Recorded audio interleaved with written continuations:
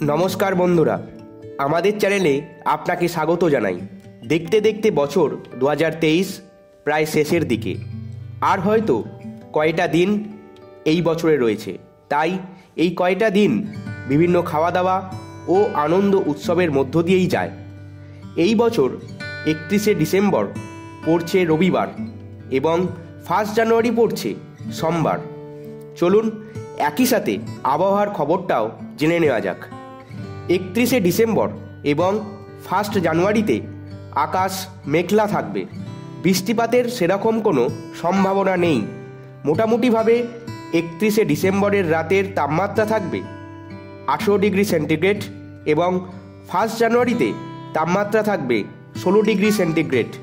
অর্থাৎ ঠান্ডা কিছুটা বাড়বে নতুন বছরের প্রথম দিনে। সবাইকে হ্যাপি নিউ ইয়ার। ভালো লাগলে অবশ্যই একটি লাইক করবেন। ধন্যবাদ।